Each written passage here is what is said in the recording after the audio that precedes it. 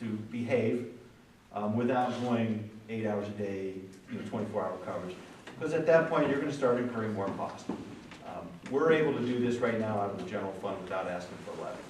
But anything further would require some type of a police levy, and they're big. Are they spending any time over at the school, like Brimfield? Sheriff doesn't. The sheriff does not at this time. We have an arrangement with Brimfield and the Brimfield Police Department and high school to have a police officer spend 4 hours a day at Suffield Elementary from Brimfield.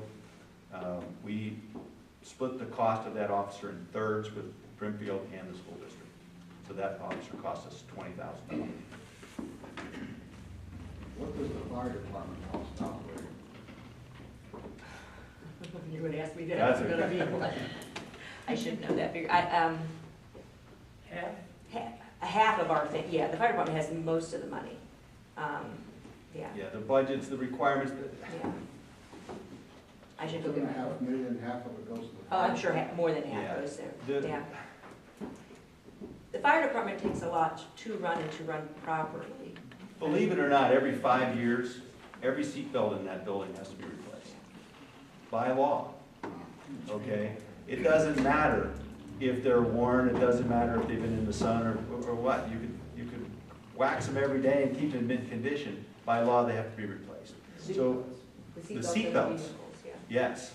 So when you start going through and you look at all of the ambulances, all the equipment that's in the ambulance that expires, it's a constant flow, even if you're not using it, just because of the laws that run the fire department. So that's why it's just bound to be more expensive than any other department in the township.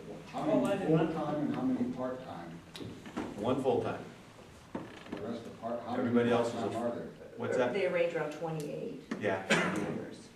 Chief full-time? Do they Chief get is- paid? Chief is full-time. We have a total of 3 full-time employees in the township. Do the part-time, do they, I presume they get paid, right? The They get part-time? paid, their hours are restricted, with the exception of emergency calls or calling, then they can come in if they're available. Why is the township holding on to this building across the street? That's a good question. That is a good question. We got all kind of room here, no fire station. The, Now, we could have a drugstore there. Yeah, drugstore.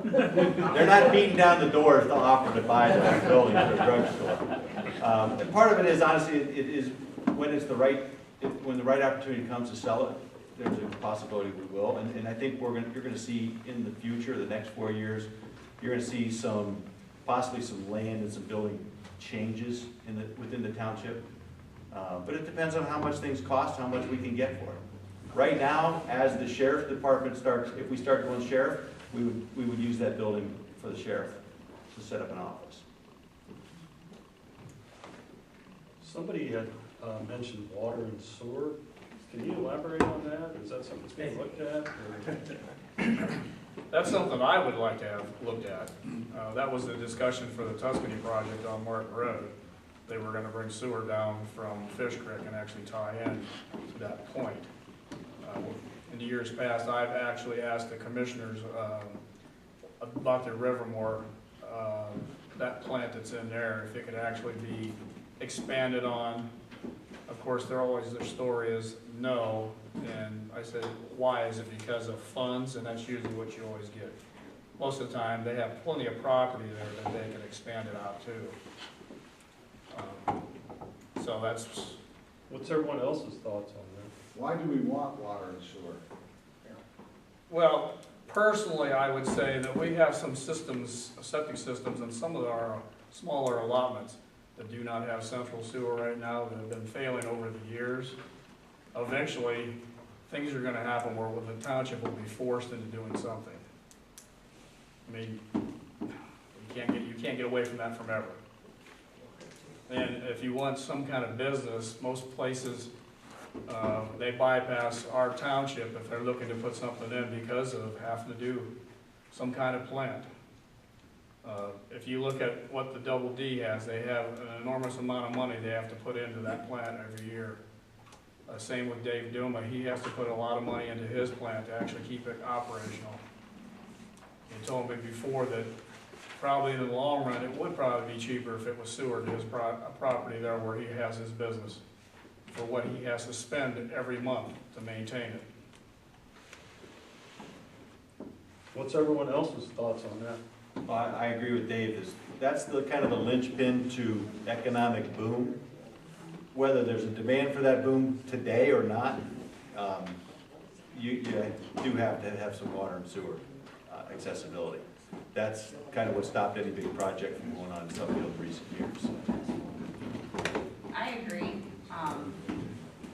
To a point, it's one of those, we'll cross it when we get there, but it's definitely something to keep in mind and be able to prepare for now so that we're not hit so hard when it does come up. I would like to talk about zoning. We have vendors are gonna, this is gonna be right down here, down in Suffield. They're gonna be world headquarters, and they're building on the zoning board of appeals okayed that. Plus we got where the old mill is, where the railroad track is. We've got a asphalt company moving in there, as possibly, they may start next year. And the guy called me and asked me about 224. He said, why did we go to Pennsylvania to get somebody to go ahead and put that road in? Well, that's a state highway. And the township trustees don't have anything to do with state highways. So they went ahead and got a bid out of Pennsylvania because it was cheaper and a better, they've done a real good job. So we go to Columbus in January and February of the year, and they tell us we want to collaborate with another township. It's very possible we might collaborate with Randolph or another township and buy a big machine to lay this asphalt. It's possible we're going to asphalt all of our roads. We have to learn how to do it. It's going to cost a lot of money, but maybe this will happen within the next 4 years.